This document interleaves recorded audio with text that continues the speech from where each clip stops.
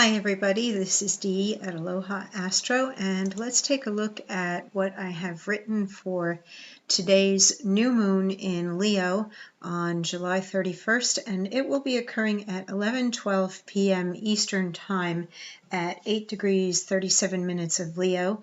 We'll also look at the Sabian symbol for that, and let's read through what I have written.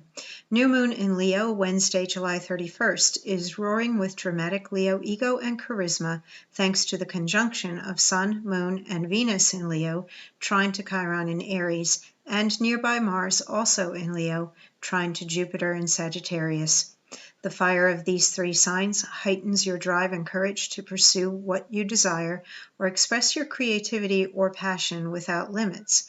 The Venus-Chiron and Mars-Jupiter aspects bring the ardent and competitive nature of Leo to relationships, but with Mercury in Cancer opposing Saturn and Pluto in Capricorn, and the Sun, Moon, Venus squaring Uranus in Taurus, there is as much resistance as attraction at play. Love bombing a person or pushing an agenda too hard and fast can make you appear scary or insincere. Use the Yod aspect pattern of Mars, Saturn, and Pluto, and Neptune in Pisces to demonstrate the level of commitment you have and sacrifices you are willing to make. Show up and follow through on promises. The trine between Mercury and Neptune can help you practice active listening and compassionate conversation. Overall, this is an exciting new moon with benevolent Venus and Jupiter improving prospects in all areas of life. Any over-the-top, larger-than-life situations or dramatic emotional theatrics will return to practical proportions when the moon enters Virgo on Friday, August 2nd. So let's go take a look at what we've got going on at Planet Watcher, where we can get the visual of the overall aspect patterns, and this is set for the time of the new moon, and here you can see all that nice fire energy, and most of what we see are supportive aspects coming out of here, all those nice green and blue lines. Here's the Yod involving Saturn, Pluto, and Neptune, and that can be extremely idealistic, but it also shows that if you go after something and use the action of Mars to pursue a dream or a fantasy, that you have to be prepared to follow through and persevere and do the work or take the responsibility for what it is that you are wanting to manifest. So there's still some work involved in this. It doesn't just hand it to you on a silver platter. And we do have some high enthusiasm as well with the Mercury and Jupiter or quincunx here. And Mercury is also doing something today at right around the same time, I believe at like 11:57 or 58, it stations direct. So we come out of Mercury retrograde, and here it's indicating direct in 8.5 hours, but this is in alignment with the time that I'm actually recording this. So later tonight, at the same time of that new moon, Mercury goes direct in Cancer. That does lend its support to Neptune here, and this can help you with that listening part I mentioned. And because it is in conjunction with the North Node, if there is something that you believe is your fate, destiny, or purpose, and you are willing to persevere and do the work indicated by this opposition, then by all means keep the faith and keep at it, because Neptune is favorably supporting the action of Mars, the seriousness and commitment of Saturn and Pluto, the discipline and the perseverance, and also supporting the North Node and Mercury. So if your mind is really behind it and it's what you really want and you feel it's the right thing, then you will find a way to do it and a way to manifest it.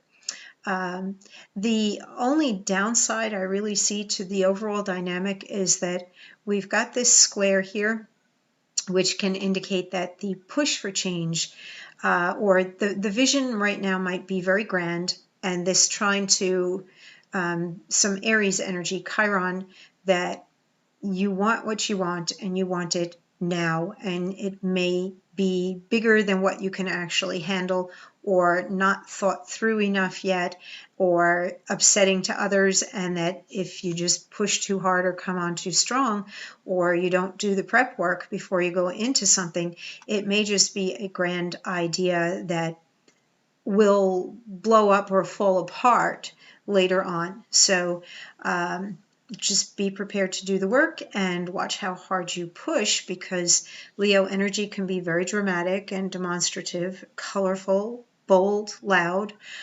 egotistical. And then we have some of the arrogance of Aries flowing into that. And even though it's a trine, it can still be pretty harsh for some people, especially if they are more passive, and then they come up against all this active energy that somebody is expressing, then they may be overwhelmed by all that boldness and color and aggression that's all bound together in Leo. Leo rules the 5th house of creativity. It also rules interesting things like gambling and creative sports. It rules pets and children. The 5th house is where we play, where we create, where we have fun with others and compete with others. So any of those issues might come up for you, no matter what house you have this new moon occurring in within your chart. And you can definitely, find your chart online for free, or you can get with an astrologer who can help you understand your chart and find out where this new moon is occurring for you in your natal chart. The other loose square we have here is Jupiter to Neptune, and that can also be similar to what we have with this one. Here it's about don't lose your faith. Also, if you're aiming extremely high, you might have to compromise or modify or get your head out of the clouds and start looking at things from a more realistic perspective of what is realistic growth? What needs to be done to get to where you need to go? And just wishing or wanting something doesn't make it necessarily happen. And the eagerness of wanting something to happen also doesn't mean it's going to happen any faster. There's still work. We still come down to change is sometimes hard, even if you want it. And when you really want something, you have to work at it, or sometimes get through the opposition that other people or whatever are going to present that keep you from doing it. So overall, very nice energy in here. Some tough stuff, but not all that terrible, and nothing that we haven't already felt for the most part, because we've just been passing the baton. Like a month ago, we had Mars in square to Uranus, and now that baton got passed on to the moon and the sun and Venus, and next it will be Mercury as Mercury moves forward, and then that square will fall apart once Mercury moves on and is the last planet out and things are moving into Virgo.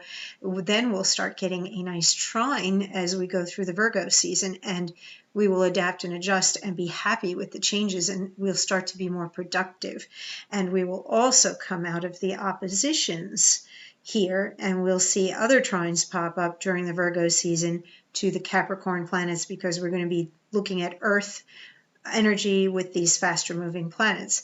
But there's still a bit of friction, and we still carry some of the Cancer Capricorn vibe that we had all July in opposition, because Mercury still lingers. But now it's moving forward 7 more degrees and it's done, and then it enters into Leo as well, and the opposition then just remains with the node, and we start looking toward a Virgo season where things can get very productive.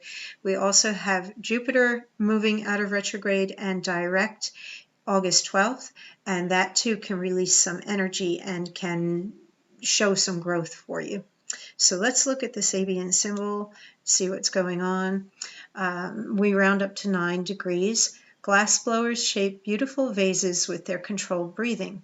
The need to involve one's most spiritual and vital energies in the creative act if it is to produce significant and beautiful new forms. The breath represents the power of the spirit, animator of all living manifestations. Because the glassblower uses his breath to shape the glass vessels, he is a fitting symbol of how deeply any creative individual has to involve his total being in his creation. He is also using the fire of the spirit, transpersonal inspiration, or in another sense, the fire of deeply felt emotions. Any creative activity which does not involve both the breath and the fire cannot transform into beautiful artworks or indeed into any new form of order. The raw materials, remains of the past, the sand. This fourth stage of the 26 sequence symbolically shows us the technique required in true and successful transforming activity. It always implies creative intensity. And we certainly have that with a heap of Leo energy. And of course, everybody is very excited about the fact that Venus is here with the sun. And Venus is a beneficial planet and does help us to achieve or receive what we would like.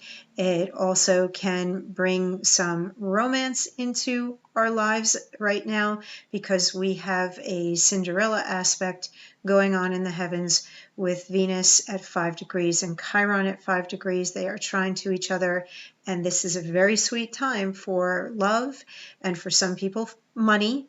Anybody who is an artist in any way at all may gain on the financial level under this Cinderella transit.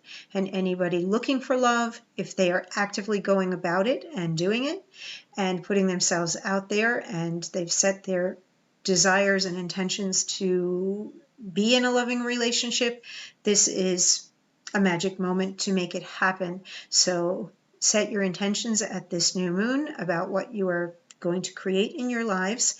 And one other little thing, if you want to jump in on this ends tonight at midnight, and this graphic will come down and the page that it links to will come down.